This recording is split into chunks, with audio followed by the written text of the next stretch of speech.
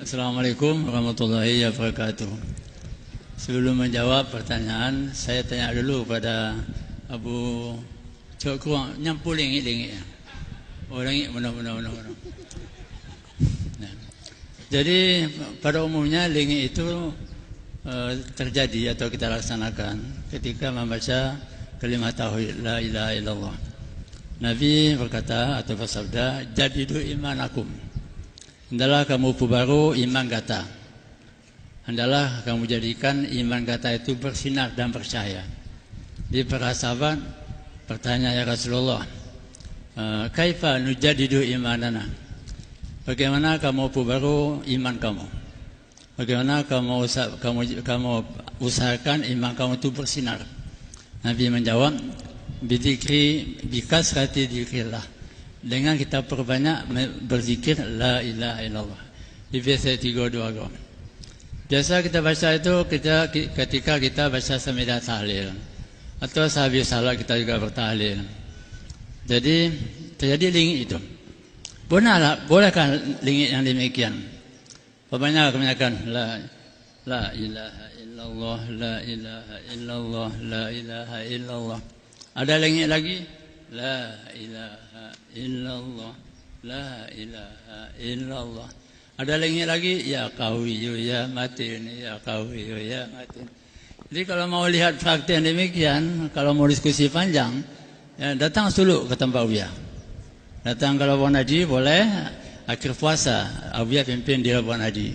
Sebab juga Abuya merangkap pimpinan daerah Labuan Haji. Atau datang awal Ramadan ke Banda Aceh, Asasun Najah. Sana kita praktekkan.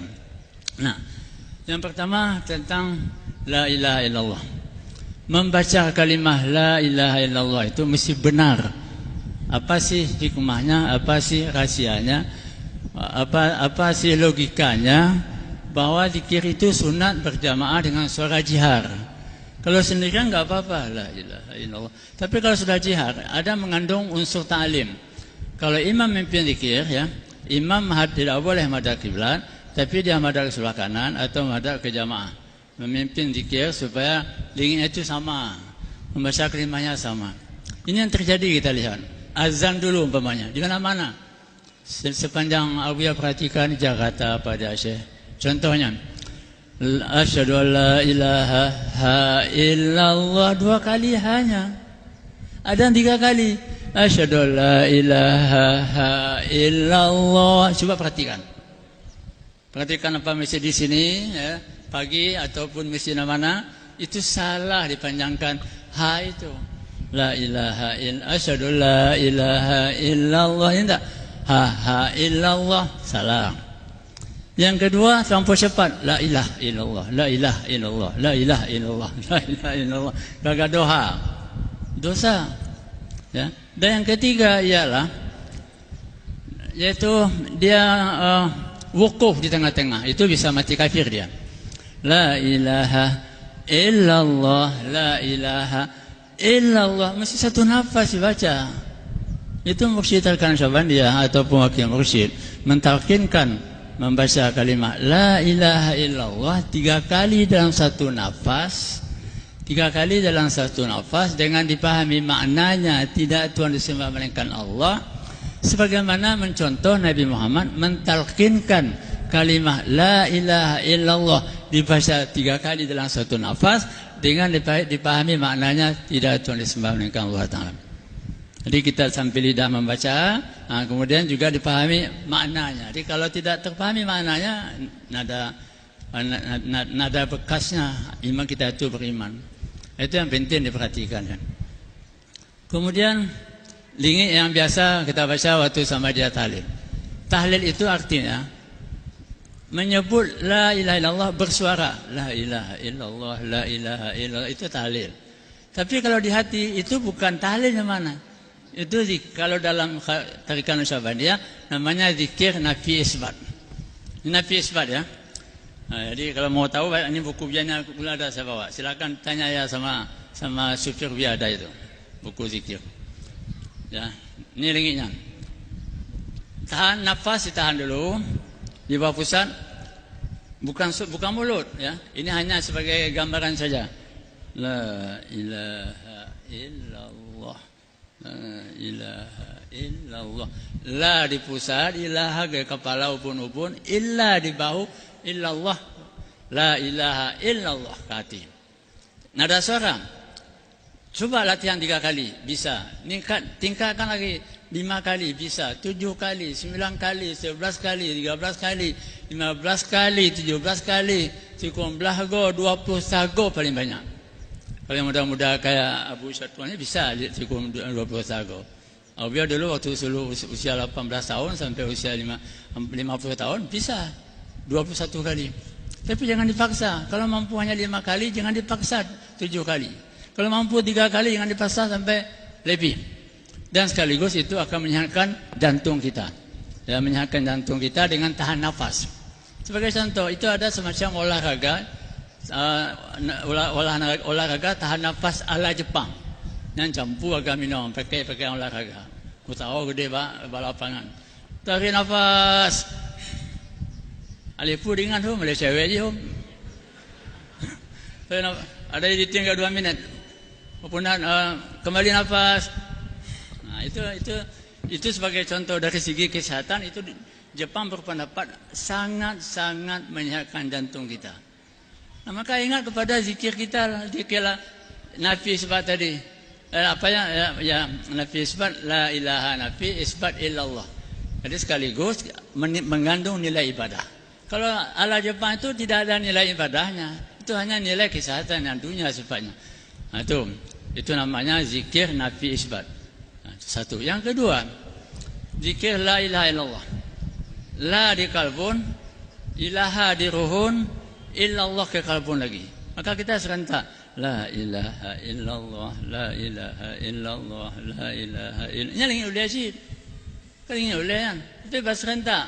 Be sedua la ilaha sedua belah unan, ulai je sedua belah iman tu undi. Ada mesti sama la ilaha illallah. La boleh cepat, jangan menghilangkan huruf, jangan sampai mengganggu khusyuk. La ilaha illallah, la ilaha illallah, la ilaha illallah. Yang ketiga, zikir tahlil. Dalam ilmu suluk itu namanya ada 7 khatam. Kalau dia tamat di Sumuza, tamat latai 9, tamat latai 11, tamat nafi isbat, tamat dia di ruku, tamat dia mukabah pertama, 2, 3, terakhir kelas tinggi namanya, itu tinggal profesor. Kalau katakanlah demikian, itu makan tikan tahlil. Tahlil 7 khatam. 1 khatam 70.000 ego. 7 khatam sama dengan 490.000 kali. Ini hanya mulai. Boleh cepat tapi jangan sampai merusak huruf. Jadi 1 khatam. La ilaha illallah, la ilaha illallah, la ilaha illallah. Itu dihitung. Jangan salah hitung. Dia kalau 10 kali batu kecil, 100 kali batu besar, 100.000 kali besar lagi, buktinya jangan sampai hilang. Pahalanya 7 khatam itu ialah untuk Nabi Muhammad kita hadiahkan, untuk diri kita, membebaskan diri kita pada api neraka jahanam.